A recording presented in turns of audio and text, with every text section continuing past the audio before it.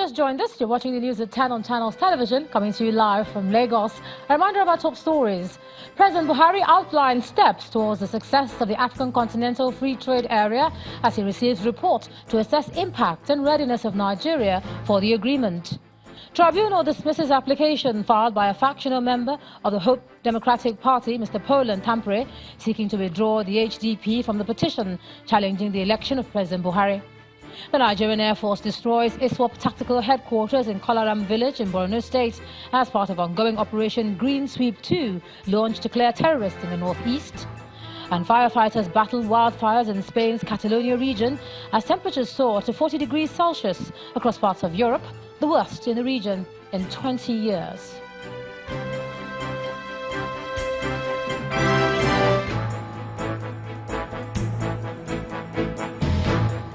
For more information on our top stories, please visit our website, channelstv.com. Subscribe and watch Channels Television's live stream on YouTube and other social media platforms using your mobile device browser, or download the Channels TV app for Android and iOS devices from their respective stores. Besides giving you access to news updates on the go, the Channels TV and Channels 24 app has an eyewitness feature that you can use to share pictures, videos or news of happenings around you. Just install the app, tap and swipe to reveal the menu, and please follow the instructions. At least 12 people have been rescued from the rubble of a 3-story building which collapsed in the Fagba area of Lagos. The building reportedly caved in the early hours of today, but the timely intervention of the officials of the Lagos State Safety and Emergency Management Agency helped avert casualties. The general manager of the agency told Channels Television that Lasema has pulled down the remaining section of the building, while other buildings in the area are being subjected to solid material testing. The victims are being treated in hospital. As the rainy season intensifies, the Nigerian Civil Aviation Authority has asked all pilots and air operators to exercise extreme caution during flight operations. In a statement, NCAA spokesperson Mr. Sam Adrogbuye says the regulatory authority directs all pilots to resort to utmost restraint whenever adverse weather is observed or forecast by the Nigerian Meteorological Agency. The statement adds that pilots and flight crew are mandated to obtain adequate en route and destination weather information from NIMET's aerodrome meteorological officers before flight operations. The agency also wants air traffic controllers, flight crews and operators to ensure total compliance with all aerodromes. To avoid any unpleasant experience, the NCAA says it's important for all intending air travelers and airline operators to note that air traffic controllers may temporarily close airspaces during bad weather conditions. Let's go over to Abuja now. Here's Ibrahim Adra. Ibrahim? Nice to see you, Ijoma. Hello, everyone. Let's begin from right here in the nation's capital, where the Civil Society Legislative Advocacy Center is recommending a clearly defined role for security agencies during elections to avoid an overlap of functions. The recommendation contained in a report on the involvement of the Nigerian security agencies in the 2019 general elections also seeks easy identification for punishment where there are breaches. According to the report, 58 people lost their lives in violence during the presidential elections, while 17 deaths were recorded during the governorship polls. Our correspondent Terry Ikumi reports. Of course, this suggests that there are areas people are more interested in. It's about 3 months after the 2019 elections, and reports from election observers are still pouring in. This little contribution that CISLAC put together. The Civil Society Legislative Advocacy Center, CISLAC, is launching its report on the involvement of security agencies in the elections. It is worrisome how some political and socio-economic saboteurs and the enemies of our pledging democracy take advantage of some conduct of unprofessionalism being practiced by some security, people to fuel unexpected attack on innocent voters, primarily for their selfish and unpatriotic interests. According to the report, 58 people lost their lives during the 2019 presidential election and 17 during the governorship election.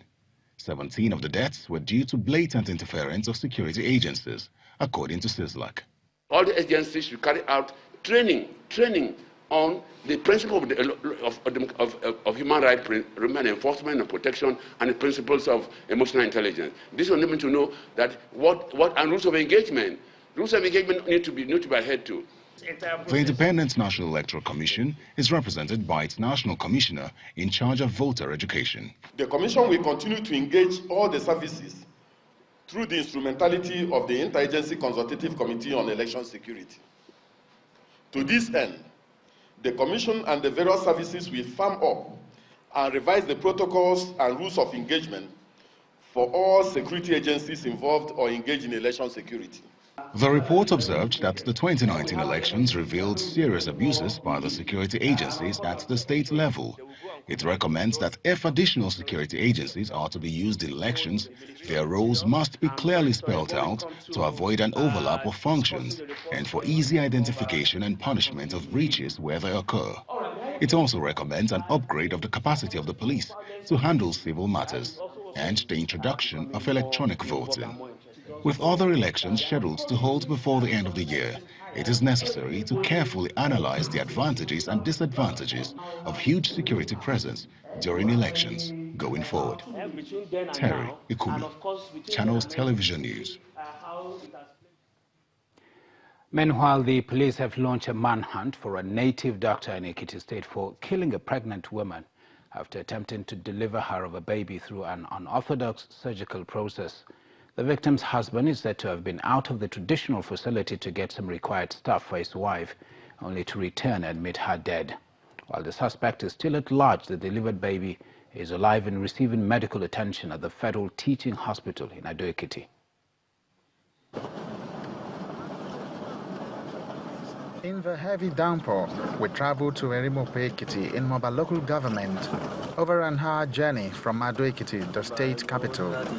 A traditional birth attendant had assumed the role of a surgeon here, bringing out a hapless baby with lacerations, but bringing the life of the 49-year-old mother, Bose Defalade, to a sad end.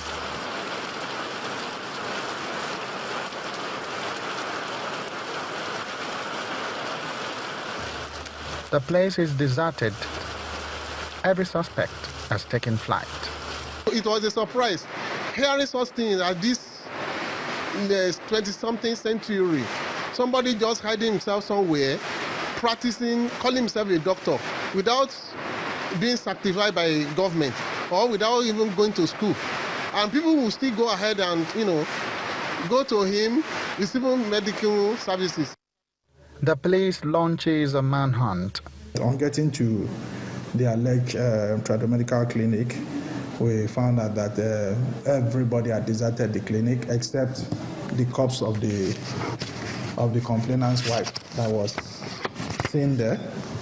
A search was conducted in the premises, and it was discovered that obviously the place is not an approved clinic and most likely must have been operated by quacks. All the suspects, whether the doctor, the alleged medical practitioner or the fake medical practitioner, had deserted the premises, so we are on a search, on a lookout for the suspect. Well, the baby is being attended to here, and doctors say she's responding to treatment. But for the mother, she's gone. The baby is being taken care of at the neonatal intensive care unit of the hospital. For all intents and purposes, she is doing very well now. I've gotten the Ministry of Health, Ekiti State, informed about it as well, so that we can be on top of the situation together.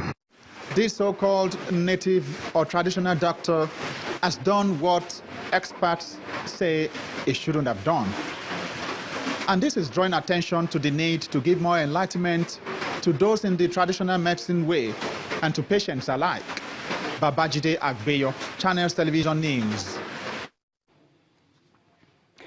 Quite tragic. Now from Ekiti, let's move to Anambra State, where the state governor, Willie Obiano, has signed agreements for the establishment of a cosmetic factory, development of a housing estate and provision of infrastructure for the Millennium City in Awka. Governor Obiano signed the Memorandum of Understanding with Sunny Peace Cosmetics and Hair Products Manufacturing Limited and MP Infrastructure Limited. He explained that the only way to transform the state is for the indigents to return home and develop it. The executive governor of Anambra State. The signing of the Memorandum of Understanding takes place at the Governor's Lodge, Amobia. First with Sunny Peace Cosmetics and Hair Products Limited to be sited in Oba in Idemili local government area of the state.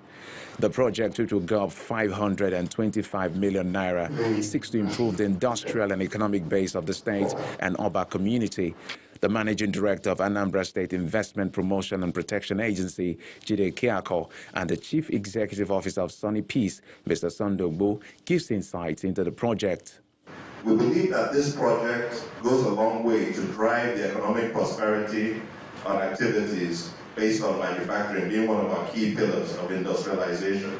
Hair cosmetics industry, whose products we readily choosing by consumers because of price and customer-friendly operation. The governor appreciates the indigenous company for its initiative to assist the youth through employment to enable the state witness both economic and social transformation. So this is a very good project. We would like to encourage the Anambra, wherever they are, to think home and begin to invest. Let me repeat this. I've stated that several times. The Igbos, everywhere they will look, wherever they are, all over the world, we're very enterprising people, However, most of them are not deemed it fit to invest, do backward integration, invest in Anambra or anywhere in the southeast.